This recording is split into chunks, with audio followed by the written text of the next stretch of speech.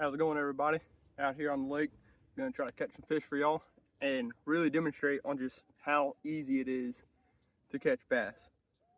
This time of year, heat of summer, actually we're at the end of summer, it can be a little tricky. Fish go deep, they find structure, they find shade. You might have to fish a little bit harder to get them, maybe not even harder, just fish thicker, more cover, try to find the cooler water.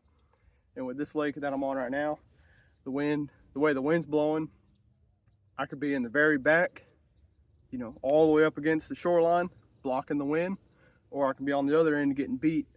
Where I like to be is on the edges of where the wind's blowing. So that way you get a little bit of wind, a little bit of current, like kind of moving the water, and then you can fish the points of all the lily pads, all the grass.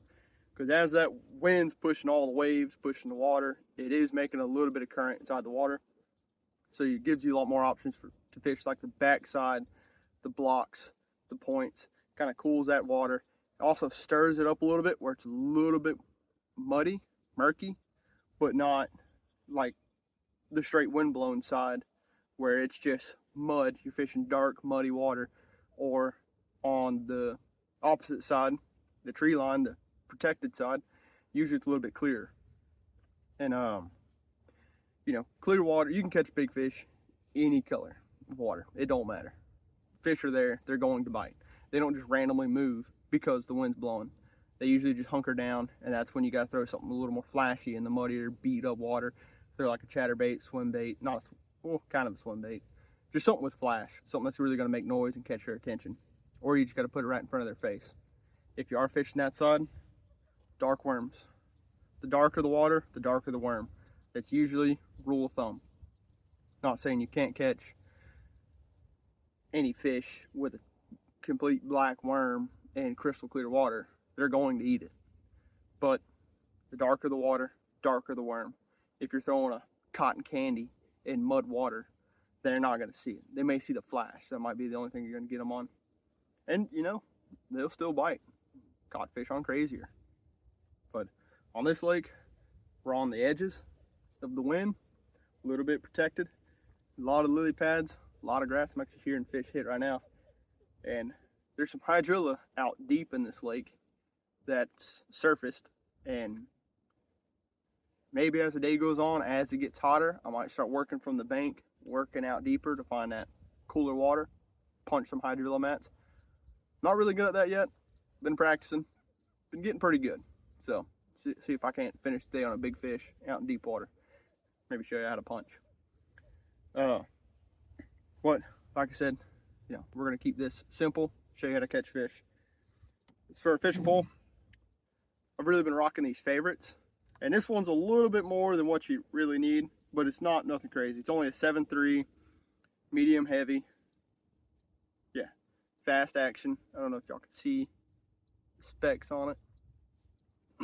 One thing you gotta watch is they're all medium heavy. They're not all medium heavy. There's a bunch of different sizes, but just because it says medium heavy don't mean they're all going to be the same.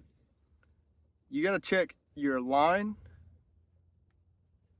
and the weight that it can throw. So this is a 1/2 ounce to a 2 ounce medium heavy, and the line is 14 to 30 pounds. So this medium heavy is going to be stronger than my other medium heavy. That's only, I think it only goes up to a 1 ounce.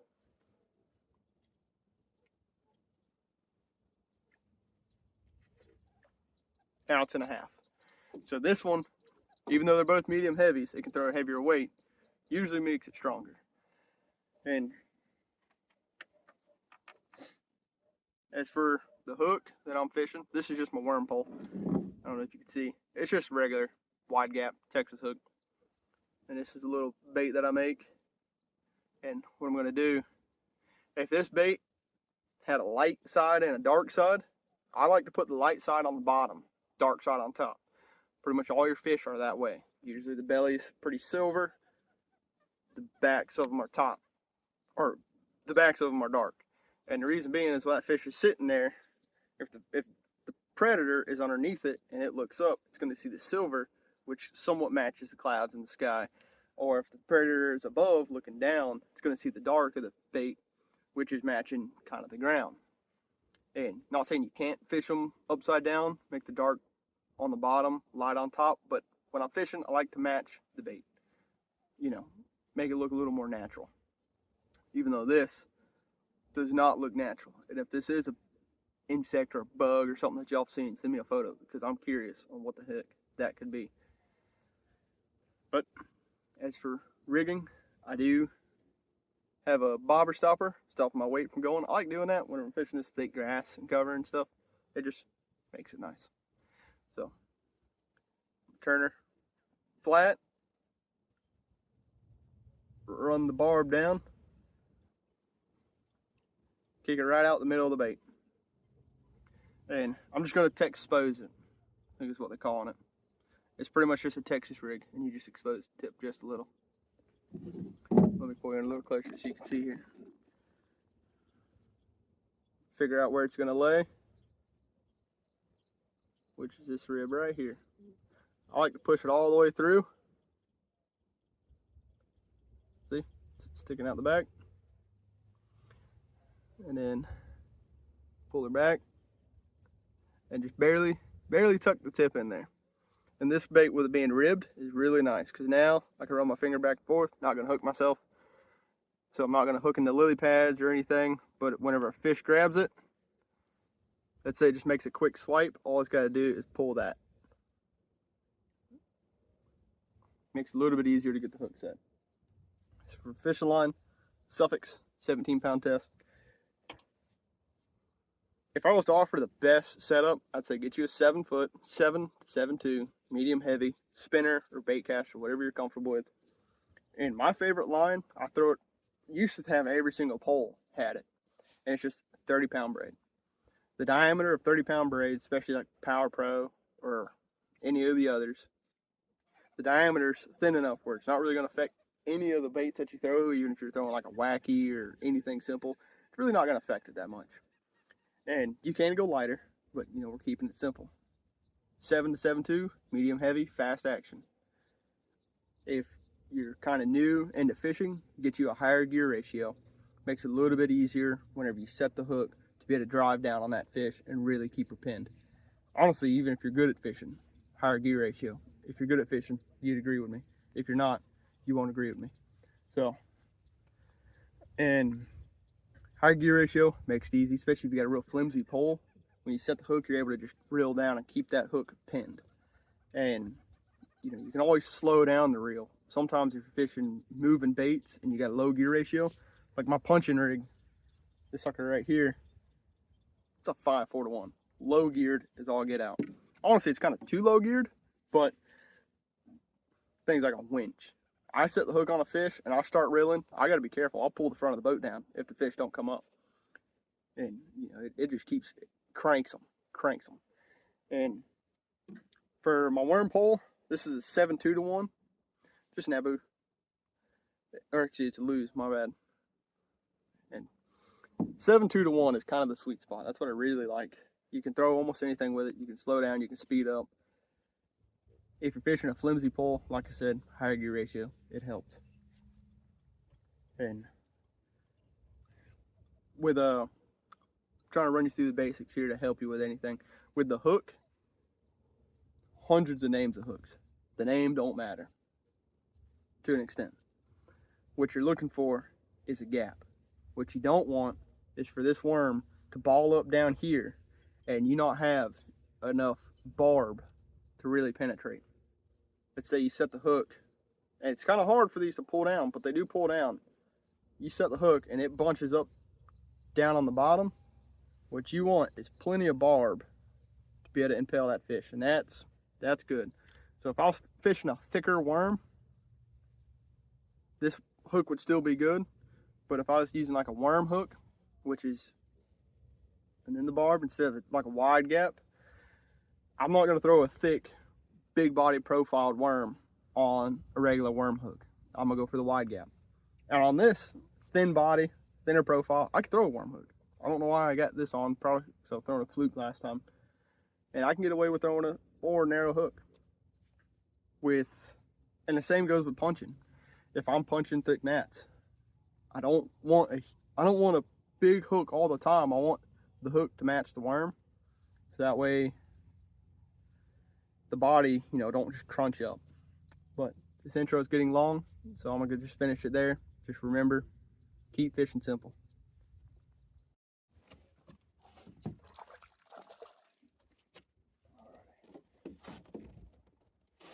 GoPro died, so gonna have to start using the stand here with my phone. Check it out. Another little guy, probably about a pound. I fished a real long section before I realized my GoPro died, where I was closer to the bank. There wasn't as much grass, and water was a lot muddier. So I left that. Just wasn't feeling it. There wasn't even much sound of life in the area. I seen a lot of gar. I usually don't like seeing a lot of gar whenever I'm fishing. And I found that little section right there. There's some lily pads way out of, it was probably 50 yards away, 50 to 80 yards away from the actual line that I was fishing. Pulled out of there, and first little group. The group's probably 20-foot diameter, and pulled that bass out of there. Granted, it was a little bass, but that's still something that we can think about and work. Hopefully pattern in. I'm probably gonna leave this section just because it's really long and it's all the same, and I ain't caught fish this far except for that one little guy, and there's not very many pockets left on the way out. I'm still fishing the fluke, just playing around, having fun. That's what it's really all about. Just going out, casting, having fun. And as fun as casting is, it's a lot better when you're catching. So we're gonna try to get on some. We'll see. And it's setting up to be a really good day. I just haven't landed the big one yet and haven't patterned them. New lake, so hopefully I'll get it dialed in. And if there's anything that you get from any of my videos, is you pay for the boat, pay for the fuel, pay for the pole, the line, the hook, the weights, pay for everything. The only thing you don't have to pay for when you're out on the boat is hook sets. Hand them out. Give them to everything.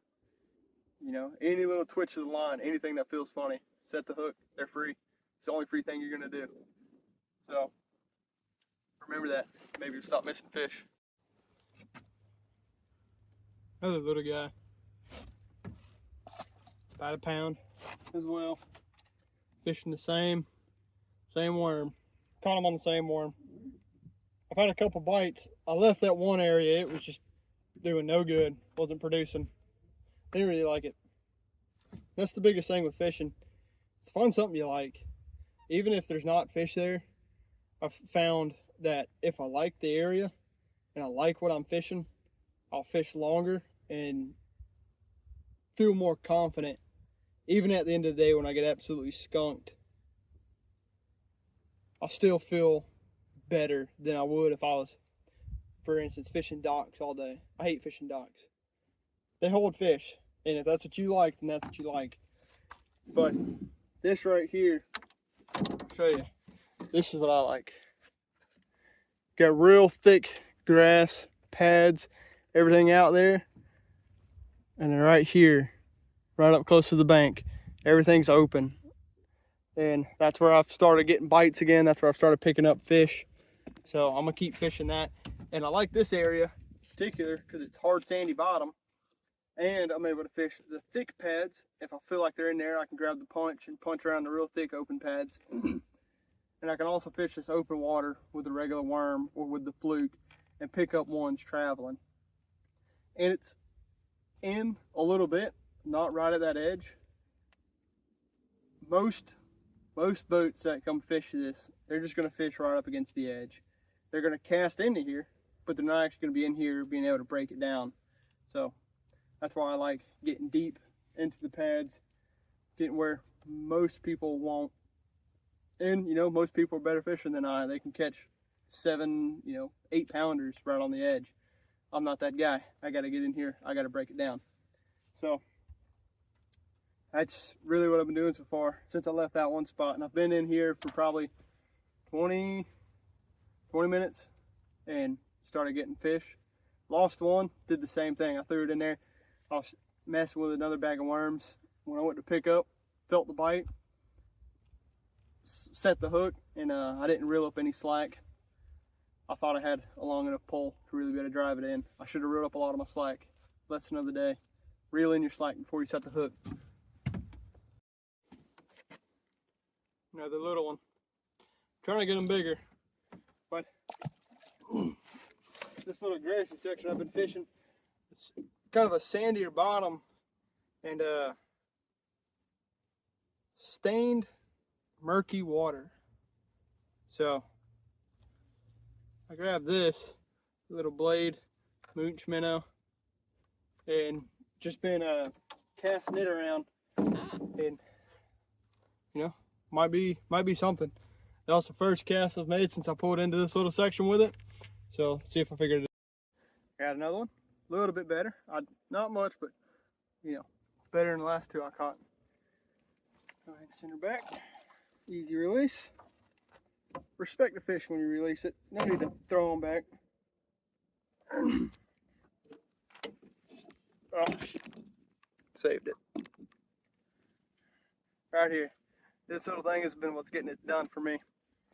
And still in this grass. I'm sure you can see it all behind me. Fishing this little row up against the bank. Grassy, tannish water, sandy bottom. And that's where I really like throwing blades. And this little flasher back here, just getting it done. You're picking it up, and I'm able to throw it in all of this and cover water. And when they're not biting like this, there's two things you can do. One, either sit down with a punch, with a weightless, and just really pick it apart. Cast every stem, everything you see. That's a really good way to do it. I'm not, I'll occasionally do that. If the fishing's right, then I'll do it. But with it being hot today, the sun is beaming down on me, I like to cover water. I like to keep moving, keep casting, and just keep the breeze. And what I'm doing is I'm pretty much just searching for hungry fish at that point.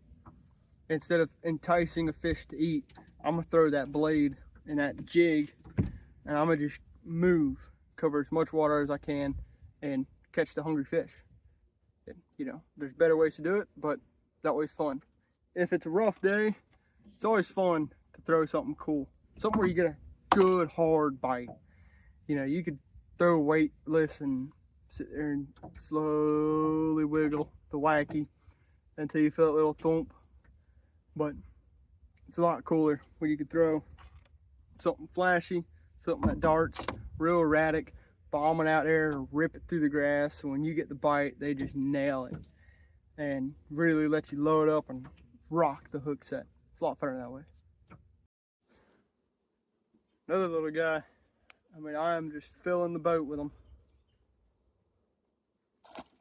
Throwing the same thing. I did notice something. So this is that speed clip that I like to fish. You see this little lip right here? I had it hooked the other way where that lip was down. I don't know if you can see the lip. But anyways, I had it where its hook was down, and fishing through all this grass and everything here behind me, I kept getting hung on stuff.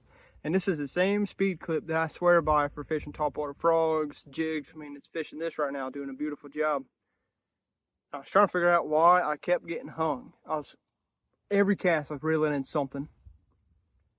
I unclipped it, flipped it around, clipped it back.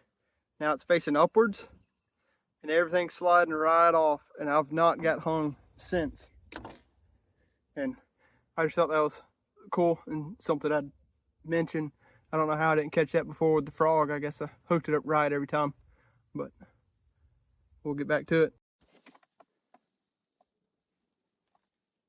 Another little guy, about a pound. Same bait. Out there casting as close as I can to all of them, the bases of all the grasses and everything, and starting to see a pattern, but still haven't got the big one. Stay tuned.